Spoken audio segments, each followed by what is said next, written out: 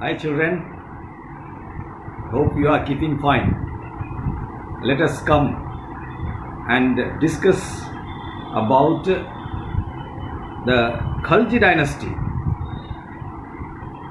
Yesterday we were discussing about the next dynasty after the slave dynasty. We are going to discuss today about Khalji dynasty, which we have already initiated. And so therefore please take your history book and pencil in hand. Why? Because it is necessary. Now we have discussed, and some of you are quite ahead in time, and one or two copies I found that some of you have already written about this dynasty, Khalji dynasty, the Samsuddin, okay, all those things where some of you have written. I came to know.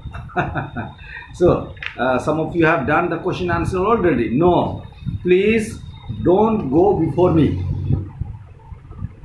There is no use. You will not understand anything. You will do the question answer. You might complete all the question answer, but without understanding it is useless. So let us come to the point.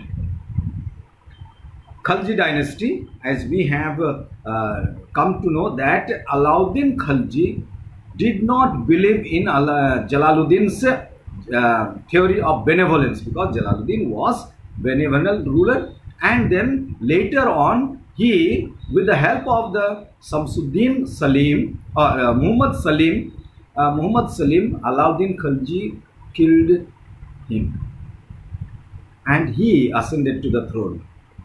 And once he ascended to the throne, he did not take the policies of Jalaluddin of benevolence, to be good to those who favor. It is not, according to Alauddin Khalji, it is not good administration. And so he took the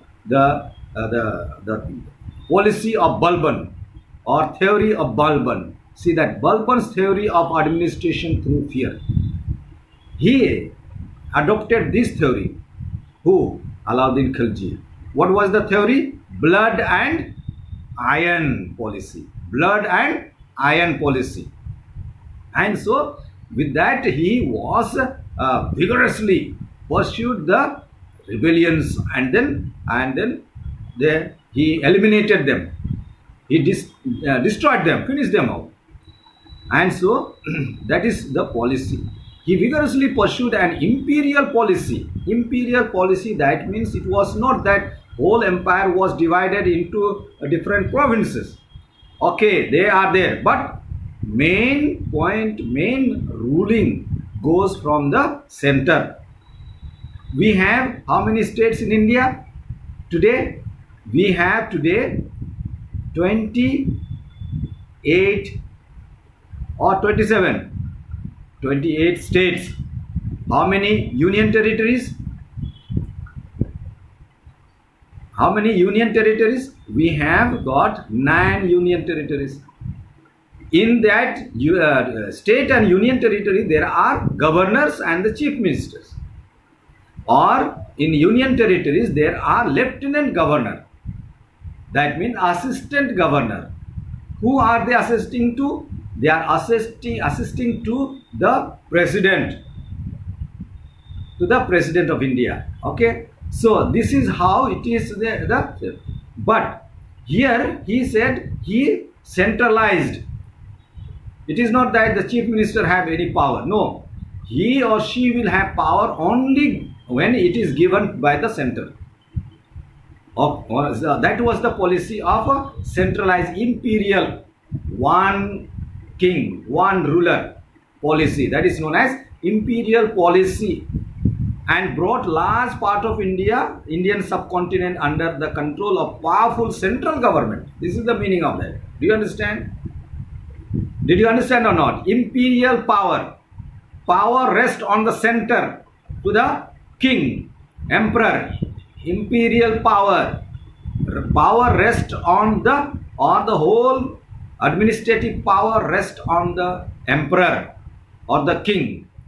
That kind of system is known as imperial power. Do you understand that? Okay.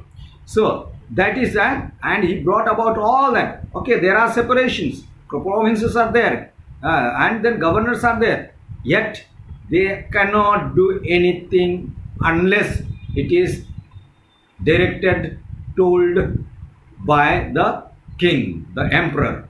That is the meaning of imperial power, centralized power. Power goes from the center, not state-wise or the province-wise. Do you understand? Yes. So he secularized state policies, politics. Who? Alauddin Khilji secularized state politics and threw open the public services to the commoners, irrespective of their religion. Earlier, what was there?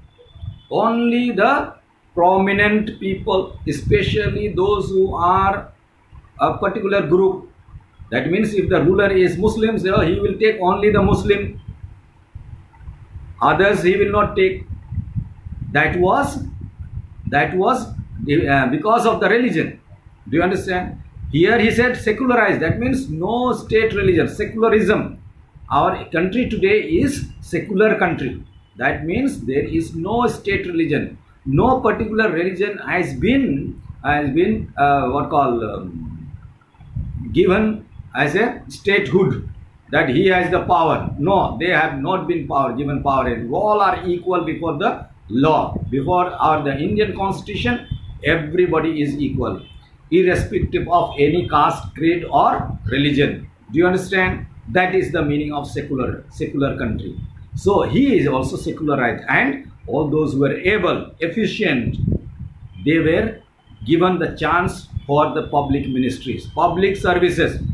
That means offices will be handled by anybody, those who can. It is not that they are Hindus or say they are Muslims or Sikh and all that. So Alauddin Khilji that time made the country secular state. Okay, so that is the meaning of it. Alauddin initiated many reforms which made the empire militarily and financially sound. Sound means able, good, healthy.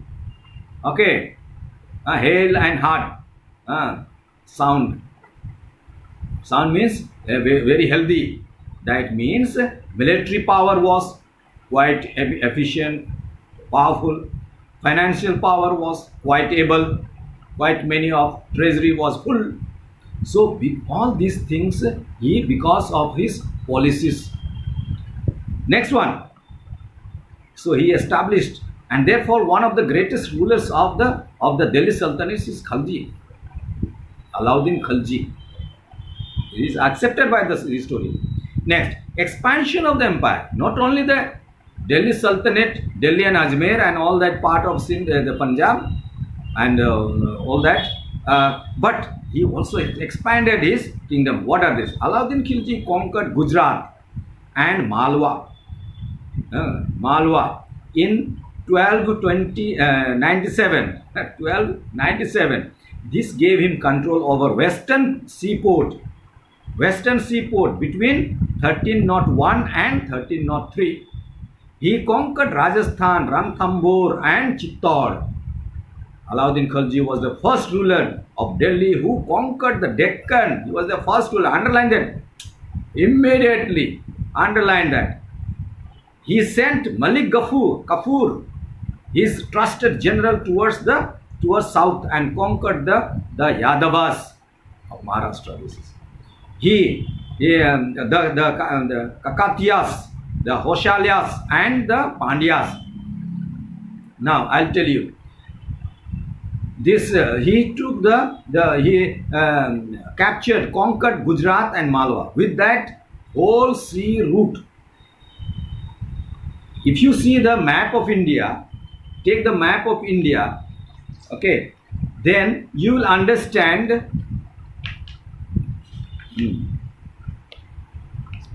map of India, then you will understand where it is written Malwa. Yes, let us take this one. See, on page number 44, 42, you see that Multan, Indus, Gujarat, Malwa, Ranthambore, all this area. See that this area, all this western part, because this was the only route. Western Ghat, that is in Pakistan, present Pakistan and Afghanistan, these were the only route to come to India. This side only sea, all three sides sea. So there was no question. But most of the trade work was going through the sea route. And so they were coming here and then they taking over here and then they were going here. Okay. So people, this area was full of business area, because of the import and export goods that were coming. And so they were coming like this and then going towards the northwest, and from there they used to walk to the other parts of the world. Okay, so this was the only route to India, and therefore that is western part. Therefore it was important. It was important on the part of Alauddin Khilji's conquering Gujarat, Malwa in 1297. This gave the control over western seaport. Okay, and he became rich. He started collecting the revenue from the export and import goods.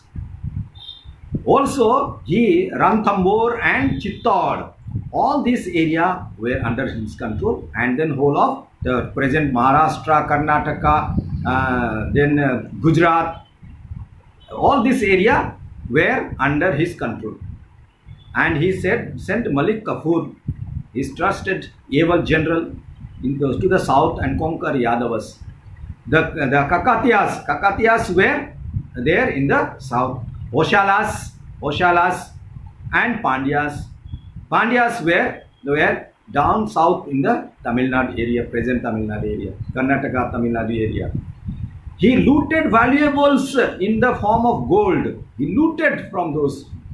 He took the treasury, gold, silver, elephant, horses, and even captured many slaves. Slaves were important also. See, slaves here. So that is what. They were those days, slaves were captured, taken as a slave. If you win any kingdom, any kings, then all the male members used to be a slave to you. So they used to come and they will be in the prison. Alauddin allowed the vanquished king to rule, but they had to pay tribute to him and acknowledge his overlordship. What was the policy? If he wins over a king, what it is, he will not take over the whole power. The whole power will rest on that particular king, because he has vanquished, means defeated. He has defeated him, and he will say, okay, you rule your area, your empire, your kingdom, but annual tribute has to be given. Annual tax has to be given to me, and what I say you have to follow. It's my rule. That kind of system is known as that kind of system he followed. Annual tribute to collect. So this was the policy that Alauddin Khilji did. Next one is the land revenue policy. This one is the land revenue policy. These things I will not explain just now. Now, land revenue policy, different policies is made, Market Policy Regulation Act, the reorganization of army, and pattern of art and learning. This we will discuss next. Okay, otherwise it will be too much for you to learn and all that. See, try to understand. That is the main thing. Okay, and then in your words you can answer once you understand. Thank you.